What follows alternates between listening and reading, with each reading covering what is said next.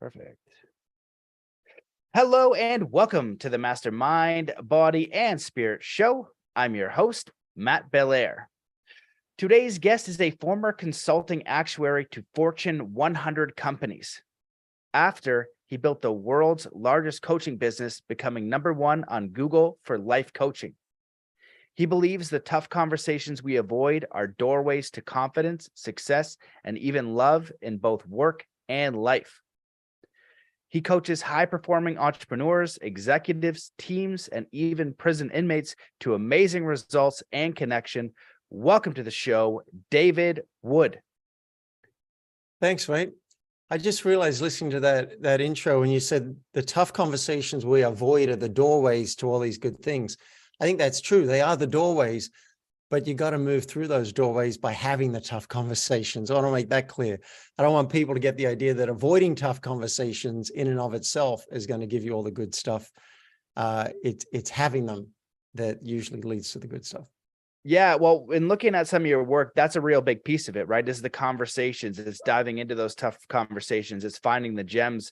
And before we dive into that, I'd just be curious, do you want to just introduce yourself a little bit to the audience? How did you get into this type of work and working with, Fortune 100 companies, but also executives in the life coaching space and just helping and supporting people?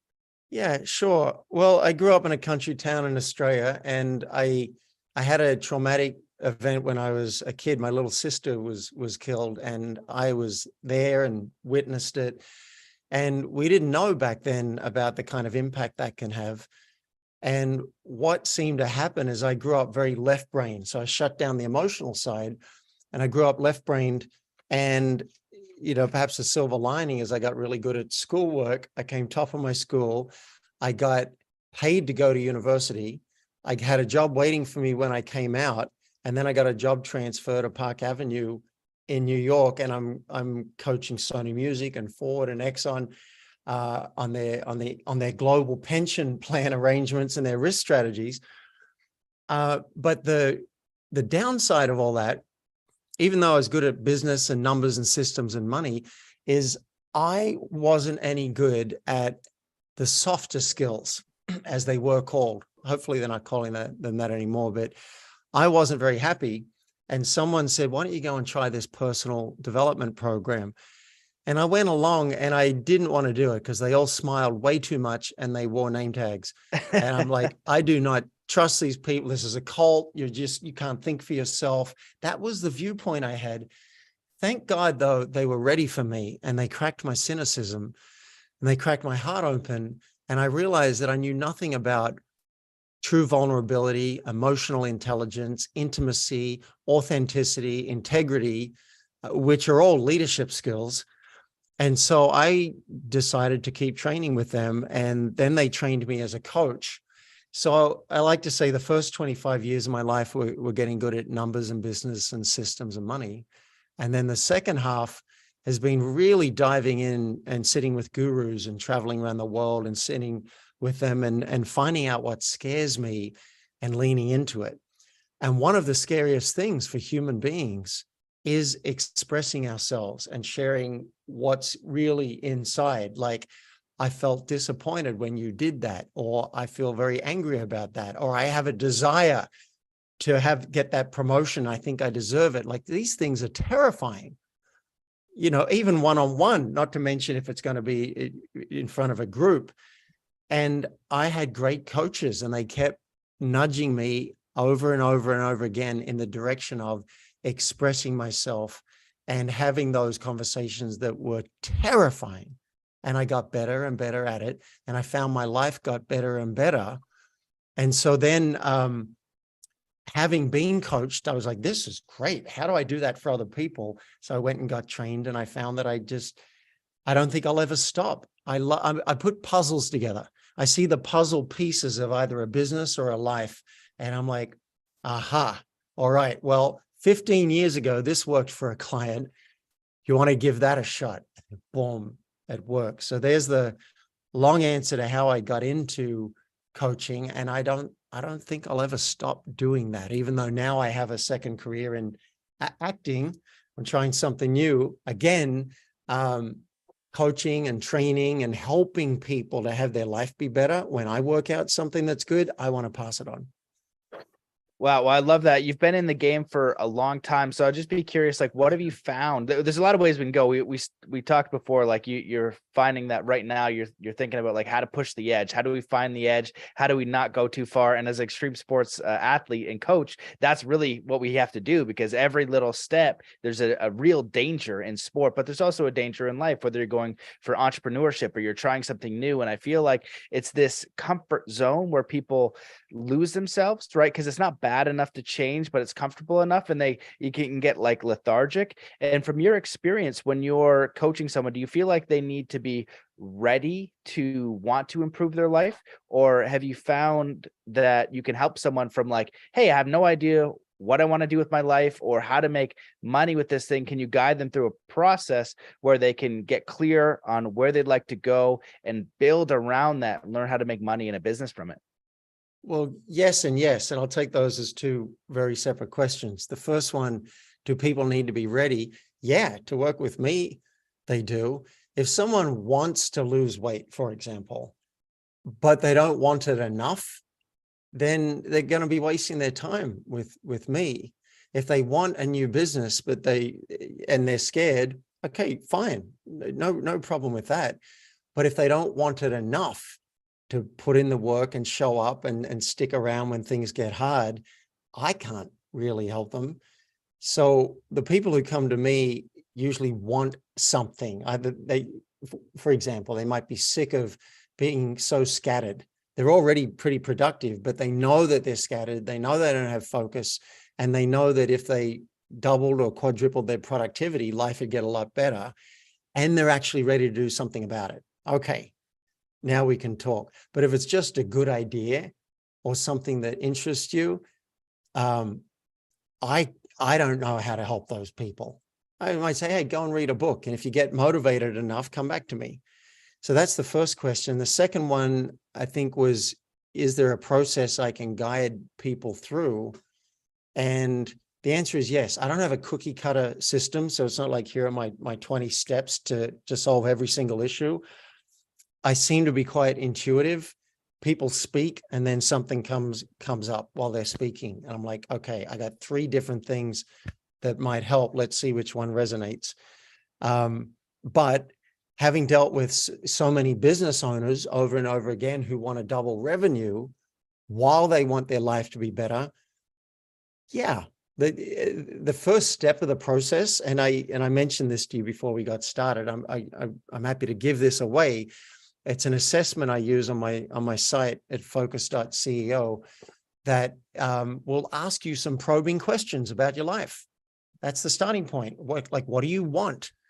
What do you really want? What gets in the way? What's your favorite form of sabotage? And then I assess a few different areas, like how are you with planning? How are you with productivity? How are you with staying in action? Things like that. And it gives the people who take it, it gives them such a good snapshot of their life and where they're going and what it's going to take. And if they decide then to go on and ask me to review the answers with them, I'll get on a call, and it gives me such great information. It's like, oh, all right, well, here seems to be the low-hanging fruit, and then we work out a plan. And if coaching seems like it's going to make a difference there and we're a fit for each other, we get started with coaching. And if not, sometimes I got another idea for them. For some people, one conversation's enough. It's like, all right, this seems to be what you need to do. Seems like you're already on the path. Go do it. If you get stuck, give me a call. Sometimes it's as simple as that. But as you know, being a coach yourself, life gets in the way. And we've got our whole lifetime of building certain habits. If we want, I like to think of it as we're in an orbit, let's say around the Earth, we're in a certain orbit. To get out of that orbit, it's going to take some energy. We're going to get out of that orbit. It's not too hard to get into a lower orbit, just start making worse choices. But to get into a higher orbit, it's usually going to take some kind of shift. And we've got years of habit working against us.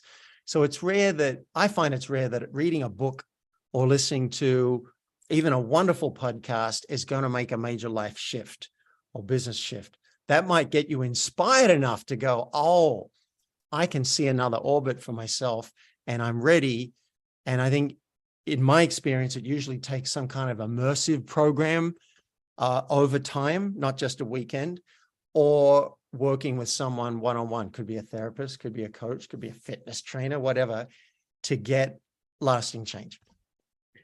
Well, I appreciate all that. And I wanted to ask that question because you worked with a lot of people, and that's what I found as well, is that you need to be ready for the change. You have to want it enough. And I had Chris Duffin on, who's a world record power lifter, but also a very successful entrepreneur. And I asked him a similar question, and he said, this isn't an easy path. If you're not 100% committed to the direction that you want to go as an entrepreneur, you shouldn't be on it. He was kind of a little bit more ruthless, but I liked it because I think it was important. And so when we find the clarity of what inspires us, then we're ready to change. So whether you want to lose weight, right? If you don't want to lose it enough, you're not going to do anything. But if you really want to, then you're going to start taking the action, get the gym membership, maybe get the trainer. Yeah.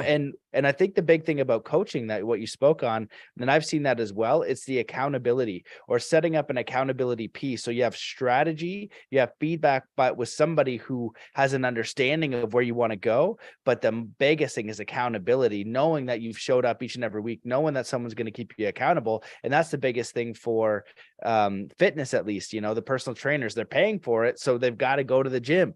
They can go to the gym and kind of move around, but they've got to go to the gym. And, for somebody who is kind of on the path, they're a little bit more of a high performer and they want to kind of push themselves, or maybe they've been successful in their life where they have a job, and they're successful. Maybe they're high up in their company and everything's comfortable and they take the kids out on the weekends and they've kind of hit all these boxes, but they're like, you know what, there's like a passion project, or there's something that I want to do that's going to scare me, that I know I have this possibility to move towards, but I need to apply mindset, high performance habits, and all these other, and handling fear.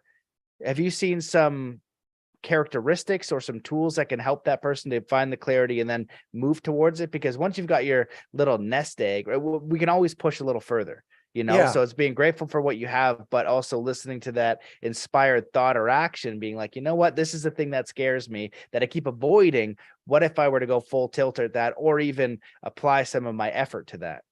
Yeah, well, let's start with I'd love anyone listening to be able to make this real for themselves. So let's start talking about where you might want to expand, or where your edge might be. So here's a great exercise. You grab a piece of paper and write at the top of it, if I was fearless, what would I do over the next 5 years? That's a beginning question. Like, if I were, I'm not asking anybody to be fearless, but just if I was fearless, what would I do? And another way to ask it is, if I was given 5 years to live, if I knew I had 5 years, is there anything I would change about my life? And you might even like 2 pieces of paper now, because they could be quite different questions. And then start looking in your career, in your business. If you have a business, what would it look like? What celebrities would you call and ask for an endorsement? What service would you create? Would you quit it and go and do something else? In relationship, is there something? Would you want to have a baby, or would you maybe want to move house and go and live in that place that you've always been talking about? For 20 years, you've been saying, oh yeah, I'd love to live in Costa Rica one day. Maybe that goes on your piece of paper. Is it something personal? I've been saying for 15 years, not to anybody out loud, but just to myself, I've always wanted to learn Russian. Yeah. Well, finally I busted out the Duolingo app, and I'm on a 79-day streak, and I know 400 words in Russian now. Like, it's not complex. It just takes working out what it is and then finally deciding to do it. When I wanted to,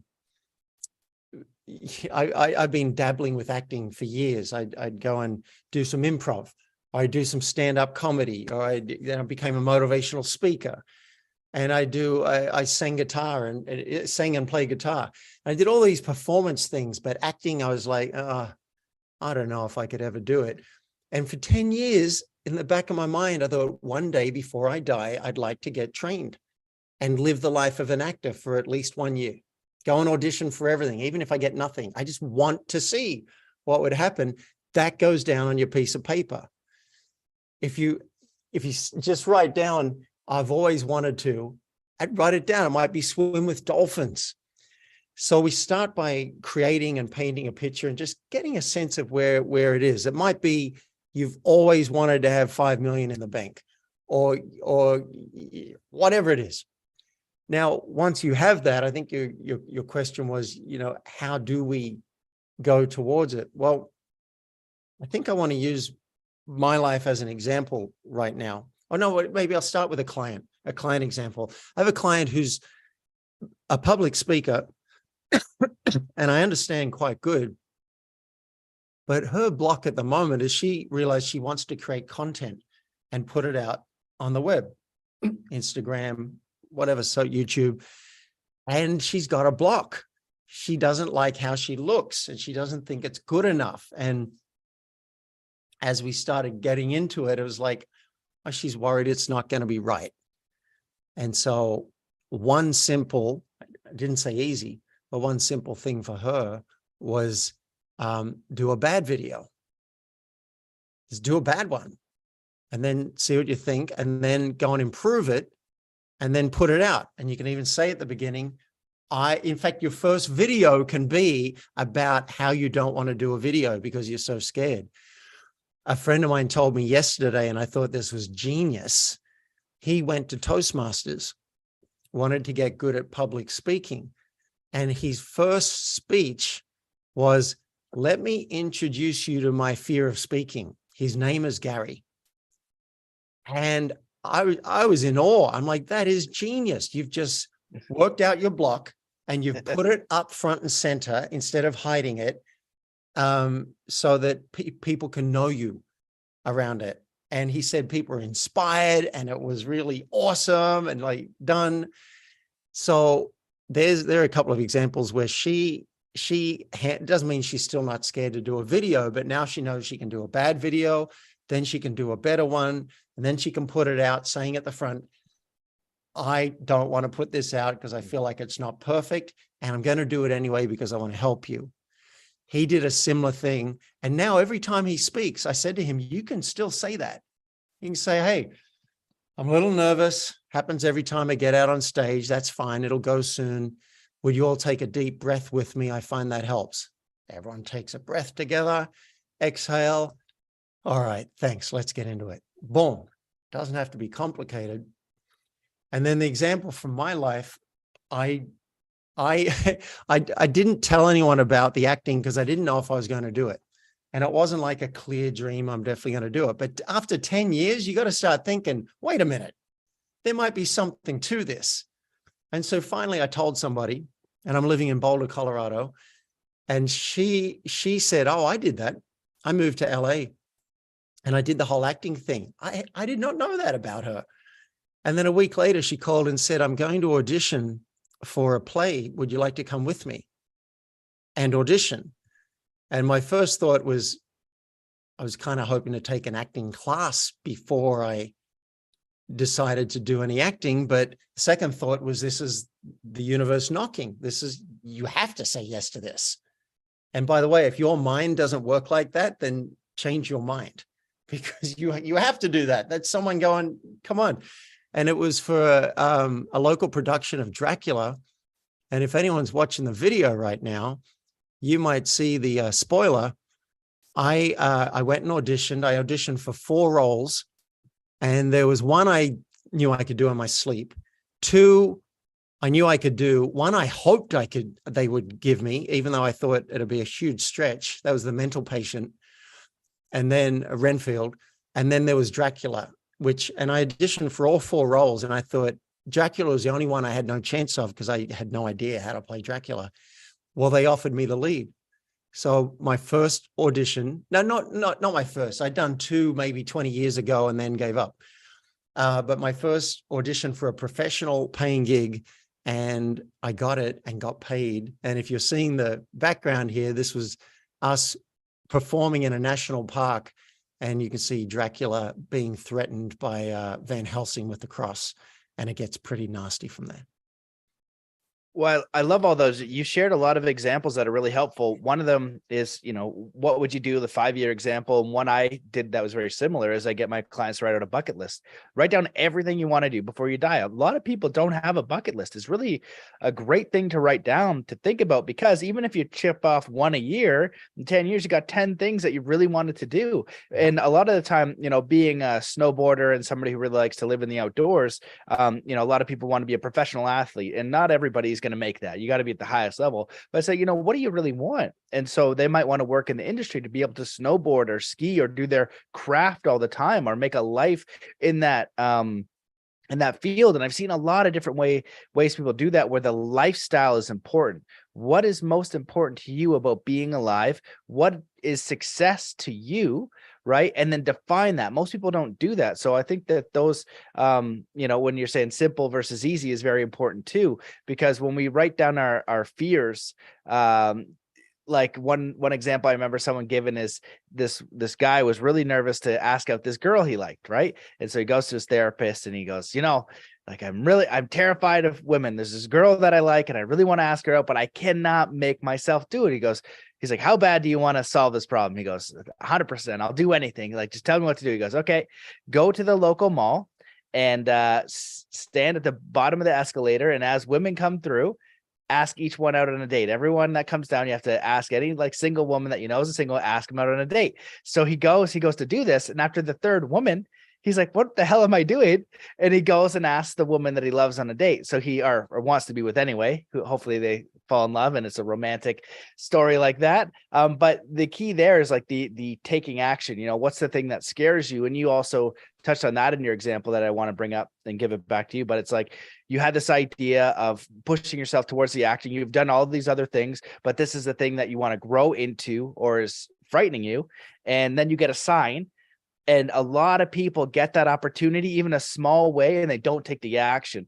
That's where, we can really stall our progress or self-sabotage or whatever you want to say. So you leaned into it and then you get the role, you're like, holy smokes, and so now you're kind of moving. And so I think that's a very simple but beautiful answer on how we can do that. And then when we look at people who have families, or I think the money thing, right, is a big key. A lot of people think money will solve everything, but I don't think it will.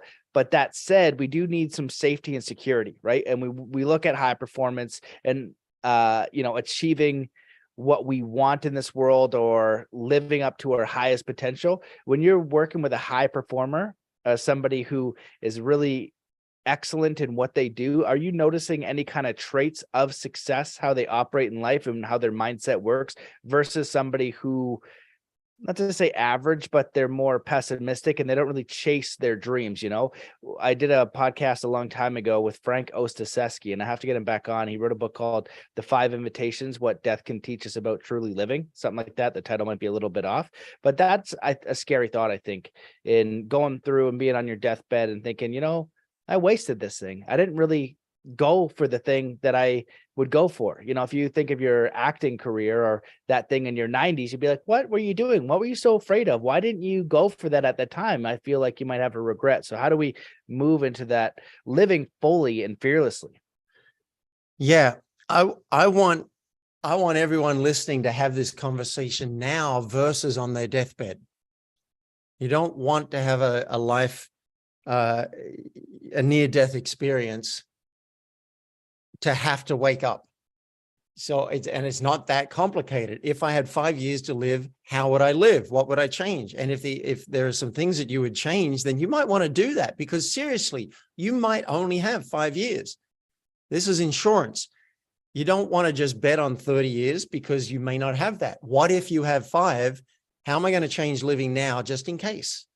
I come from a risk management background. So it's all about the probability. So have the conversation now, have it tonight. You could sit down with your partner if you have one, or call a friend and say, hey, I want to do this exercise with you. This guy said to write down, what would I change if I had 5 years to live? So 2 things came to my mind that separate high performers from non-high performers. First one we've been touching on is you have to be able to create it, like visualize it. You got to want it. You also have to believe it's possible. So I guess that's three things in one. But until you go, oh, I want that, then how can the universe possibly respond to you? I kept this acting thing secret for 10 years. When I finally started speaking about it, it started snowballing. So the first thing is you've got to be aware of it. Even if you don't go and do a bucket list item every year, the fact that you've got it written down and putting on the wall makes a difference. I once wrote down, I hadn't been speaking on stage for 6 years, and I decided, all right, next year it's going to be the year of speaking. Wrote it down on a piece of paper, put it up on the wall. I think it was a few months later, I got a call from someone saying, would you come and speak at T. Harv Ekker's event that he's having? We want you to speak on making money with newsletters. And I said, I don't think so. That's not really what I want to speak on. I want to speak about courage. And then I looked at the wall and it said year of speaking. And they said there were going to be about 800 people in the audience. I'd never spoken to 800 people. So that piece of paper had me change my mind and say, let me see what I can do. And I looked at it different ways. And I went, there weren't 800 people in the audience. There were 1,200. And it was one of the best speeches I've ever given in my life. And I just snapped from being scared on stage. I still get scared, but being weird and trying to be someone else to actually being myself. And it just changed everything. So visualizing and just saying, this is what I want, maybe telling a few people about it is not a bad idea. I know a group of people who live in a communal environment, and each person has their want list. This is what I want. It could be a new couch. It could be a red shirt. It doesn't matter. They put their want list and it's up where everyone can see it, and everyone knows what's on everyone else's want list. And I believe that their lists get filled much faster than everyone else who hasn't put their list up on the wall. So that's the first one, is you have to decide, I want this, I'm going for it. The second thing is, I think it's Tony Robbins who talks about massive action. And I often find myself asking my clients or myself, how can we go faster? How do we go faster towards that? And here's another way of asking it. What would 100% commitment look like? Doesn't mean we have to do it, but what would it look like? So as an example, when I went to this audition for Dracula, I didn't know how to audition. I'm just going to take a drink of water. Yeah, and as you do, I'll just touch on some things to let you clear your throat. But you brought up a lot of great stuff there. The want list is a funny example, because when I moved to Calgary, I had this. I lived with these two brothers. One of them was Ryan, and he had this list of all the stuff he wanted. He had a big truck, right in Alberta. They're kind of like Texas. They got the big trucks, and he wanted all this expensive stuff. He didn't have very much money. We worked at the same place with the same job.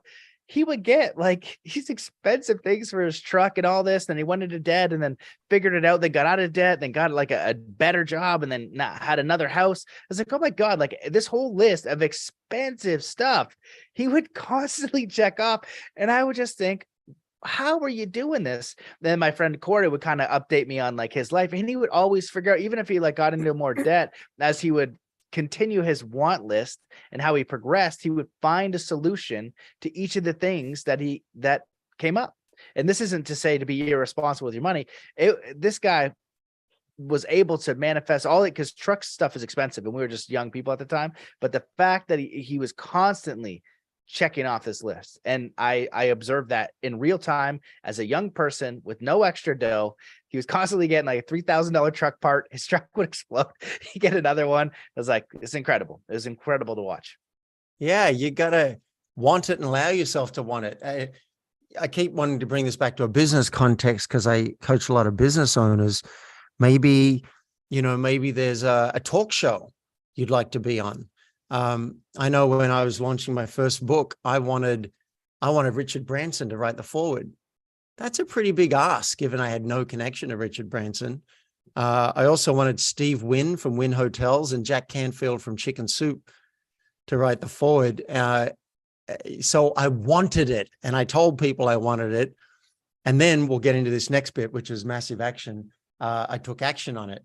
Well, two of those people said no, and one of those people said yes. So it worked out pretty well. So all right. I decided I'm going to go for the audition. I don't know how to audition, but what I did is I thought, what's going to put me ahead of everyone else in that room? Besides having 10 years of acting experience, which I can't create in a week. And I asked my friend for tips, and she said, well, I find it's good to buy the play and read the whole play, so you know all the context of it. Okay, good. Didn't know that. Ordered the play, read the play. And then she said, the sides, which are the excerpt of the play you're going to be reading for, sometimes you can ask for those in advance.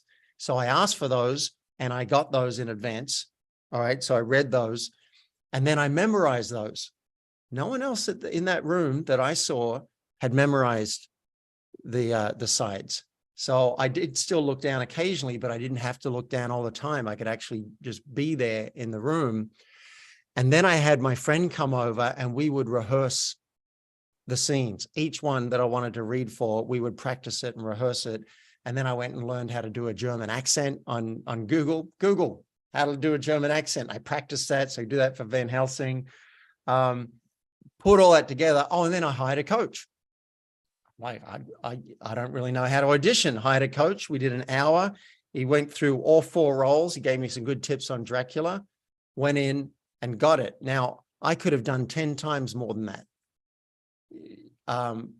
But what I did was enough to do it. So massive action. And now that now that went well, and I decided to go further, there's dabbling, and then there's giving it a good try, and then there's full commitment.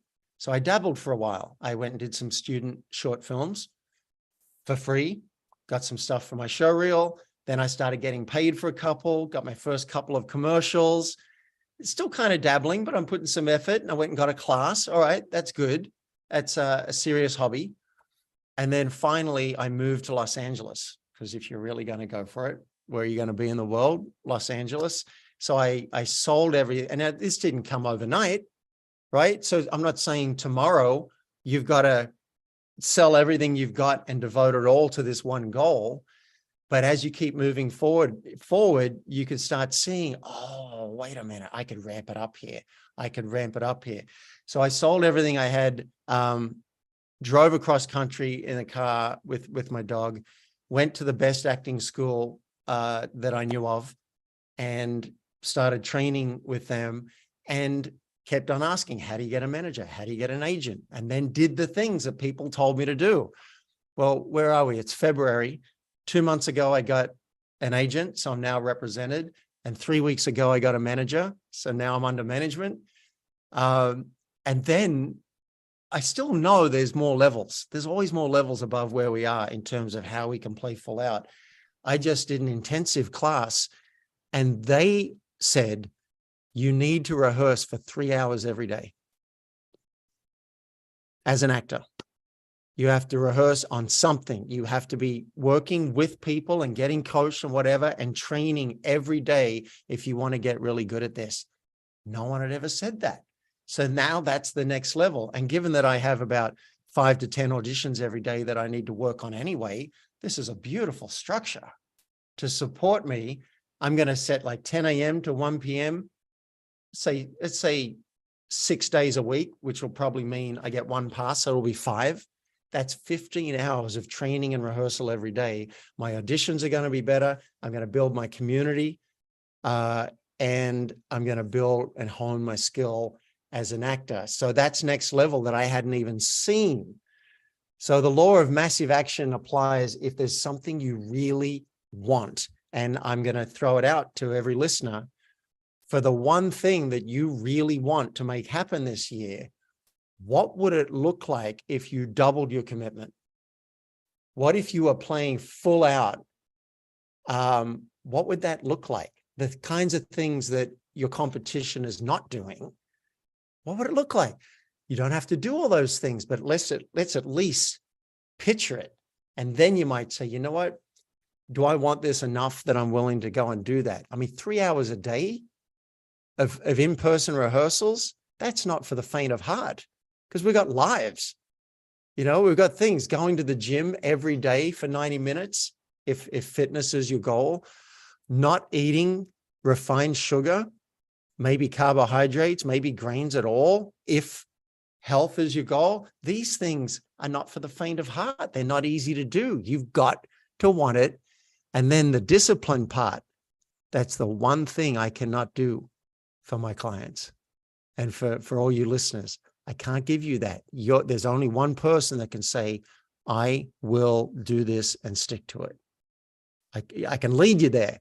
I can help you visualize what it looks like. I can work with mind hacks, but you're the only person that says, this means enough for me. I'm going to move across country, or I'm going to sell this, or I'm going to go and make 100 calls every single week. You're the only one who can do that.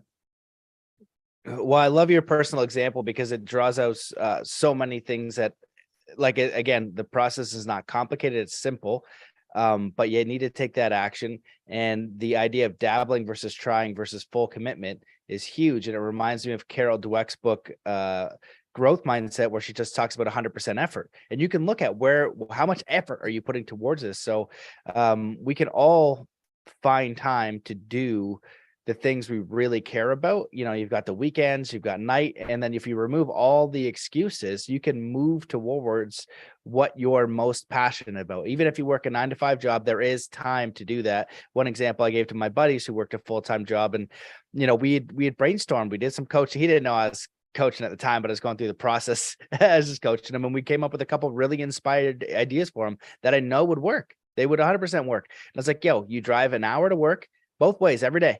Start listening to some entrepreneurship stuff, then doing this. And then on the weekends, you got a little bit of time too. You got kids, but you can do this if you really want, but the vision has to be clear and you have to really want it. And then over time, you're going to get better results. So I just love that example. Yeah. I said it earlier, it's simple. That doesn't mean it's easy, but Exactly. Sometimes it's both.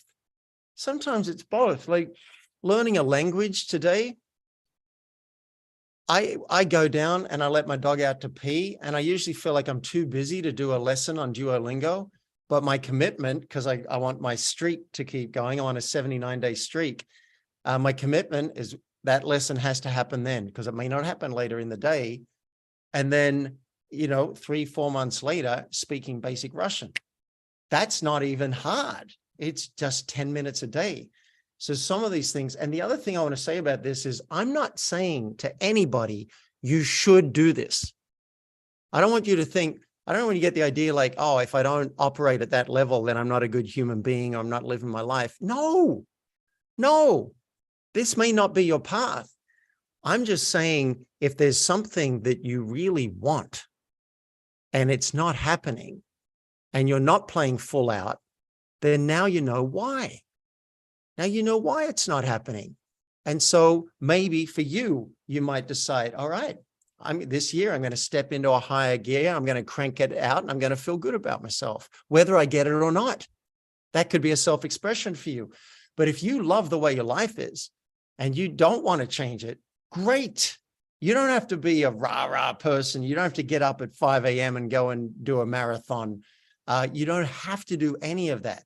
This is only for the people who want higher performance in their life. I want to make that really clear. So people don't think, oh God, I have to do that. No, you don't have to do any of it. This is just if you decide life's a little short and you want to crank it out a bit more. Yeah, I love that. I think that's so important. I think you can apply, I call it like a 1% David Goggins, because he is such a friggin' savage, So if you're like, just think about some things you want to do, apply a little bit of that. If you want to improve your house a little bit, if you want to be a better father, if you want to be a better community member, if you want to, create like a little side business and not even worry about if it is profitable or not, but you want to make t-shirts or something, whatever the case is, you want to exercise that creativity, just dabble in it for fun with no expectation. And then if that energy arises more, you have a pathway to commit more, right? To be more like to go engage in this process with fun and with curiosity and with growth and with non-attachment. I think it's a very powerful way, and to look at all the blessings that you have. And I feel like I need to address that more in the podcast too. So I'm glad you brought that up. Look at all the blessings you have. And if there's things you want to go, know there's a path for you to get there. Right. And then engage in fun. Bro, I wish I could talk to you longer. I know you got to hustle off. You got some other things to do. Is there anything else that you want to leave the listeners with, or anything we didn't address? And I'll leave it to you. Well, just an offer. I was thinking, what could people do if they want to like take this forward and make it into something for themselves? I have a great little assessment on my website. It's free. It'll take you about 5 minutes, and it's going to ask you probing questions. Well worth doing. You might want to have your partner do it. You might want to have your kids do it as well. And you can just go to focus.ceo. Scroll to the bottom of that page. So it's not .com. I got the CEO, the .ceo extension, and scroll to the bottom and click apply for coaching. And you don't have to even apply for coaching, but it'll give you that assessment. And then once you're done, you can leave it at that. Or if you'd like me to jump on a call with you and review your answers and help you create a plan and see if coaching would be right for you right now, I'm happy to do that. Or you can skip that step if you want to, but I don't bite. I'm a pretty friendly guy. And some people, all they need is one phone call and they're off and running and they got their plan and they do that. For other people who might need a bit more input, we can talk about coaching if it seems right for us. So focus.ceo, scroll to the bottom and put in your name and email address and it'll give you that assessment. I hope you go and do that because I think it's so cool to just work out, oh yeah, this is what I'm doing this year. This is what gets in the way. This is how I sabotage myself. And it's really good info to have. That's awesome. Well, we went over the assessment before we started, and it seems like a very valuable process. And I've done similar things. And anytime I repeat it, it's always valuable. You repeat it in a week, it's valuable 9 times out of 10. And if you've never done it, it's insanely valuable to have that self-reflection and that understanding, like, oh, I never even thought about this. And you have more information to work with. So my friend, thank you for coming on the show. Thanks for the work you do. I appreciate this. And thanks everybody for watching. See ya.